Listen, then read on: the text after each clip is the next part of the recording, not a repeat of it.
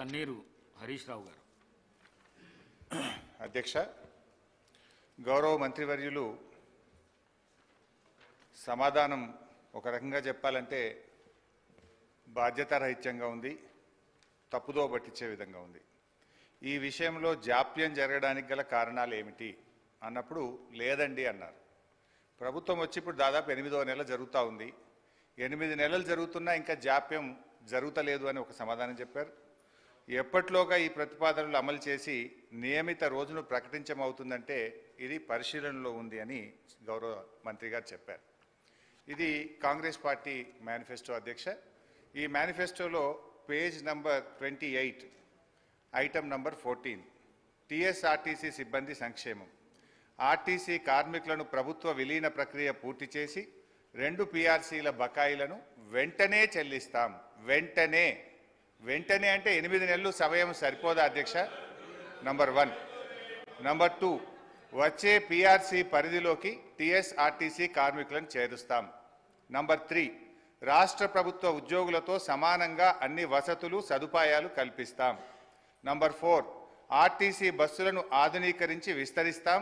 అధునాతనమైన సౌకర్యాలతో కొత్త సర్వీసులను ప్రారంభిస్తాం. Number 6 and the last, RTC union పునరుద్ధరణకు అనుమతి ఇస్తాం. అయితే వారితో నా సూటి ప్రశ్నలు, నేను మంత్రి గారిని విషయాల్లోకి పోకుండా సూటిగా ప్రశ్నించదలుచుకున్నాను. మొదటి ప్రశ్న, గౌరవ మంత్రి గారు ఎప్పట్లోగా ఈ అపాయింటెడ్ డేట్ను ప్రకటిస్తారు? ఏ రోజు నుంచి ఆర్టీసీ ఉద్యోగులను ప్రభుత్వ ఉద్యోగులుగా గుర్తిస్తారు? పరిశీలనలో ఉంది, చూస్తాం చేస్తామని కాలయాపన చేయడం కాదు. ఒక ఖచ్చితమైన తేదీని ఈ సభ ద్వారా ఆర్టీసీ కార్మికులకు చెప్పాలని మీ ద్వారా గౌరవ మంత్రి గారిని కోరుతా ఉన్నా. క్వశ్చన్ నంబర్ 2, యూనియన్ పునరుద్ధరణ చేస్తామని మీరు హామీ ఇచ్చారు. ఆ యూనియన్ పునరుద్ధరణ ఎప్పట్లోగా చేస్తారు? ఈ మధ్య మాకున్న సమాచారం ఏంటంటే ప్రభుత్వం నుంచి యూనియన్ పునరుద్ధరించేది లేదు అని మీరు ఉత్తర్వులు ఇచ్చినట్టుగా మా దృష్టికి వచ్చింది. మీరు ఉత్తర్వులు ఇచ్చారా లేదా? ఇవ్వకపోతే ఎప్పట్లోగా యూనియన్ పునరుద్ధరిస్తారు? క్వశ్చన్ నంబర్ 3, ఆర్టీసీలో చనిపోయిన కార్మికులకు గతంలో మా బీఆర్ఎస్ ప్రభుత్వం ఉన్నప్పుడు చనిపోయిన పిల్లలకు వెంటనే పర్మనెంట్ ఉద్యోగం మేము ఇచ్చేవాళ్ళం. కానీ మీ ప్రభుత్వం వచ్చిన తర్వాత ఆ పర్మనెంట్ ఉద్యోగం అనే నిబంధన తీసేసి బ్రెడ్ విన్నర్ స్కీమ్ అనే స్కీమ్ పెట్టి కన్సాలిడేటెడ్ పే కేవలం 15,000 రూపాయల జీతం ఇచ్చి 3 ఏళ్ళు మీరు 15,000 జీతానికి పనిచేస్తే అప్పుడు పర్మనెంట్ చేస్తామని చెప్పి ఇలా చనిపోయిన కార్మికులకు మీ ప్రభుత్వం అన్యాయం చేసిన మాట వాస్తవమా? ఇది ఎందుకు తెచ్చారు? గత ప్రభుత్వం లాగా చనిపోయిన కార్మికుల పిల్లలకు వెంటనే రెగ్యులర్ ఉద్యోగం ఇవ్వాలని అడుగుతా ఉన్నాను. నంబర్ 3. క్వశ్చన్ నంబర్ 4, గౌరవ ముఖ్యమంత్రి గారు మంత్రి గారు నెక్లెస్ రోడ్లో ఆర్టీసీ కొత్త బస్సులు, మా ప్రభుత్వం ఆర్డర్ ఇచ్చిన బస్సులు వస్తే జెండా ఊపినరు, చాలా సంతోషం. Government is a continuous process. అయితే ఆ జెండా ఊపిన సందర్భంగా కార్మికులకు ఒక 300 కోట్ల చెక్కు చూపించారు ముఖ్యమంత్రి గారు. ఇగో మీ కార్మికులకు పీఆర్సీ బకాయిల 300 కోట్ల చెక్కు విడుదల చేస్తున్నా అని ముఖ్యమంత్రి గారు బకాయిలు ఇస్తున్నామని చెక్కు చూపించారు. పాపం మా మంత్రి గారు ముఖ్యమంత్రి గారు వెళ్ళిపోయినాక కొన్ని డమ్మీ చెక్కులు, ఆ పెద్ద చెక్కులు కూడా కార్మికులకు ఇచ్చి ఫోటోలు కూడా దిగారు. ఇది ఏ రోజు ఇచ్చిందంటే ఫిబ్రవరి 10, 2024. ఇవాళ మనం ఉన్నాం జూలై నెలలో ఉన్నాం.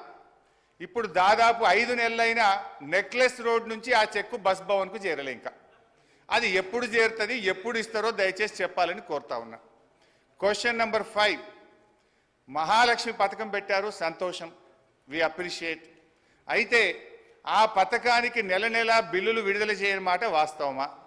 మహాలక్ష్మి పథకం కింద రాష్ట్ర ప్రభుత్వం ఆర్టీసీకి ఇవ్వాల్సిన నిధులు ఎన్ని, ఇప్పటి వరకు ఇచ్చిన ఎన్ని, ఇవ్వకపోవడం వల్ల కార్మికుల యొక్క పిఎఫ్ మరియు సిసిఎస్ డబ్బులు మళ్లించి కార్మికులకు జీతాలు ఇచ్చిన మాట వాస్తవమా?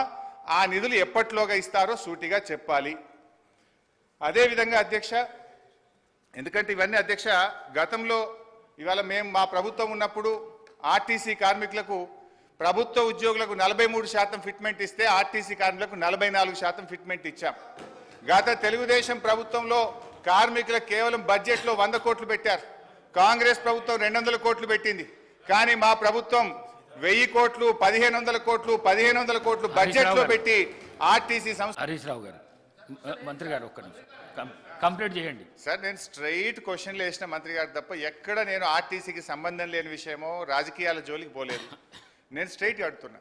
అదేవిధంగా అధ్యక్ష, ప్రభుత్వం మనము ఆర్టీసీలో దివ్యాంగులకు, విద్యార్థులకు, ప్రభుత్వ ఉద్యోగులకు, జర్నలిస్టులకు మనం రాయితీతో బస్ పాస్లు ఇస్తాం. ఈ ప్రభుత్వం వచ్చిన 8 నెలల్లో ఆ రాయితీలకు చెందిన డబ్బు ₹1 ఇవ్వని మాట వాస్తవమా? ఆ డబ్బు ఎంత, ఎప్పటిలోకి ఇస్తారు, ఇవ్వకపోవడానికి గల కారణాలు ఏమిటి? దెన్ లాస్ట్ క్వశ్చన్ అధ్యక్ష, మనకు కార్మికులకు సంబంధించి మోటార్ ట్రాన్స్పోర్ట్ యాక్ట్ ఉంటుంది. డ్రైవర్లు కానీ కండక్టర్లు కానీ 8 గంటల కంటే ఎక్కువ పని చేయకూడదని ఉంటుంది. ఇందులో మహిళా కండక్టర్లు కూడా ఉన్నారు.